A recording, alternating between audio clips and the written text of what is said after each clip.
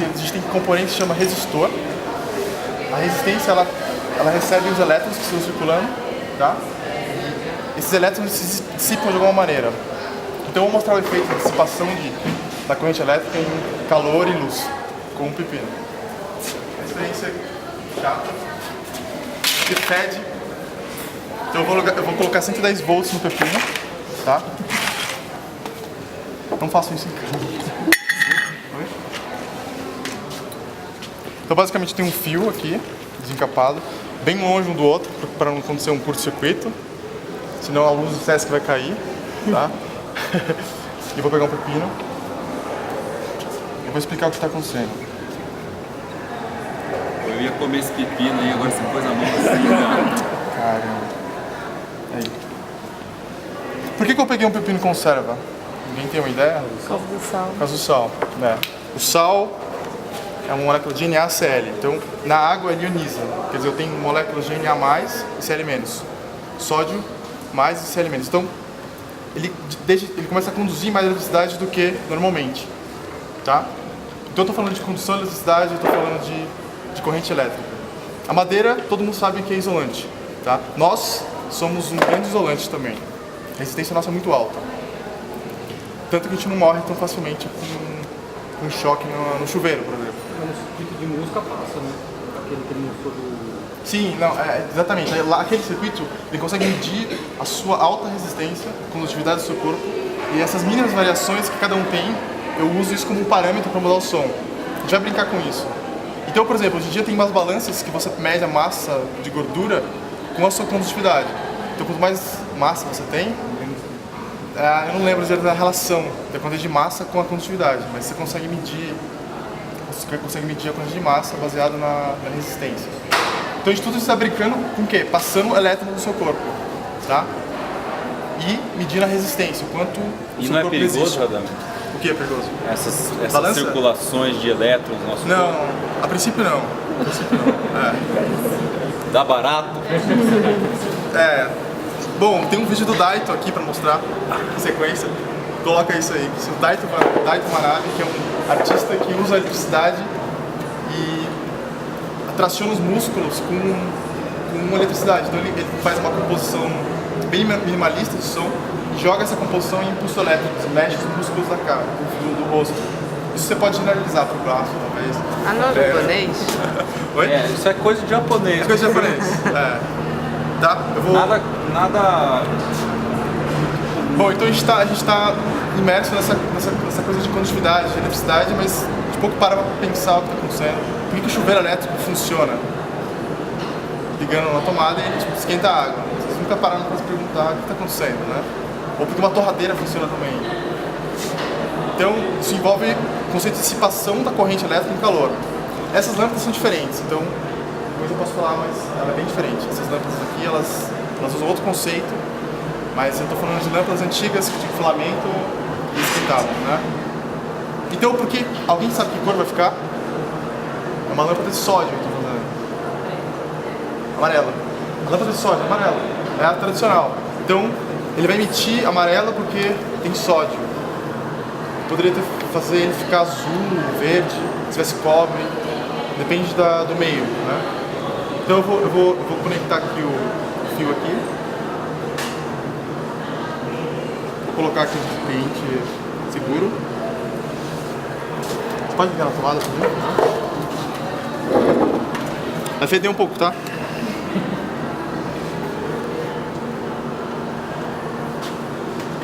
$110 volts. Agora... Tá dando pra estar aceso? Cede um pouco. Tá? A corrente aqui é altíssima. Se eu colocar minha mão aqui eu posso cair, levar um choque fatal até. Mas aqui ela reage com o sódio que está aqui. É quase que uma queima mesmo. Só que é tão quente que ele emite luz. Assim que o sol funciona. Ele é tão quente que ele começa a emitir luz. Só que o sol emite todas as cores possíveis. Aqui eu estou emitindo mais um amarelo. Mas provavelmente está vindo outras coisas. Está vindo infravermelho, porque está quente. Infravermelho a gente não vê, mas ele é quente. E está indo para o amarelo. Dá para ver que está aceso, né? gente estava discutindo aqui com o Gílio que a gente podia fazer uma orquestra de pepinos. Que eu posso modular um som nessa voltagem. Então a gente poderia fazer 10 pepinos, cada uma frequência e modular isso aqui. E aí a gente põe, por exemplo, isso pode virar, a gente coloca, no caso, isso aí, amplifica, põe numa mesa de som e aí a gente consegue ali fazer realmente uma Esse tipo de situação, dependendo do desenvolvimento aqui que a gente vai levando, é o tipo de situação que a gente pode trazer para nossa jam session daqui a um mês, entendeu?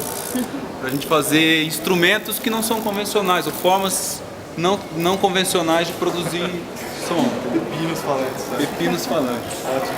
Bom, esse é chamado efeito Joule. Já estudou isso em física, mas Joule todo mundo conhece, os Joules, mas físico que brincava com essas coisas descobriu que a corrente elétrica vira calor. Então o computador esquenta por isso. Basicamente porque tem muito elétron circulando e muito rápido, e aquele calor, por efeito Joule, tem que se dissipar de uma maneira. Um dos problemas atuais da... Eu tomo um choque. Os problemas atuais da computação é isso. Eles estão ficando cada vez menores, os computadores, os semicondutores, e produz calor. E o que você faz com esse calor? O calor é um dos problemas no aumento de velocidade, de eficiência. Então, tem refrigeração a água, refrigeração a gelo, a hidrogênio líquido, porque é um problema. Deu pra entender? Nada, por que não fechou curto aí? Você numa ponta na outra aí ia fechar curto. Se eu fizer isso aqui, ia dar uma faísca. Ia dar aquela velha... Porque ele tem uma resistência, e eu vou medir ela pra você. Essa resistência não é zero. Se a resistência fosse zero, ia dar um curto-circuito. E aí o que ia acontecer? O que ia acontecer? Provavelmente existe uma chave, aquela chave, onde tem um disjuntor que tem um limitador de corrente. Na casa de vocês tem isso. Se você liga um ferro de passar roupa, mais o micro-ondas, mais o chuveiro, mais a geladeira, mais a máquina de lavar roupa, mais a torradeira, esses são equipamentos que demandam muita corrente elétrica, porque eles precisam fazer isso. Estou fazendo, precisa transformar corrente em calor. Então, você precisa de muita corrente. Precisa de muita corrente, às vezes o seu sistema não aceita isso, então a chave cai. Para que você não derreta os fios. Os fios também têm uma limitação. Quanto mais corrente, mais a possibilidade dele derreter. Geralmente é operagem. É, amperagem. Corrente e amperagem são sinônimos. Amperagem. Acho que amperagem tá. Por exemplo, eu vou medir aqui a resistência desse... Isso aqui é um equipamento que eu consigo medir. A gente vai usar ele hoje. É um multímetro. Multímetro porque ele tem muitas funções aqui, mas basicamente ele é um como se diz? Ohmímetro. Não é usual, mas mede resistência. Tem um capacímetro, tem mede tensão também, consigo medir diferença de potencial, consigo saber quanto tem numa pilha ou quanto tem na tomada, tá? Mas a ideia é que eu consigo medir esse tipo de resistência. Então, se eu colocar aqui uma resistência alta, 20 megas, 20 milhões de ohms, eu consigo medir o quanto eu estou conduzindo. Ó. Ele me mostra um valor. Eu tenho uma condutividade daqui para cá, tá? Ela oscila muito, porque depende da área de contato que eu estou colocando na mão. Eu estou cheio de pepino na mão, então ajuda muito. Então, eu posso medir, por exemplo, aqui, ó, daqui para cá. Eu acho,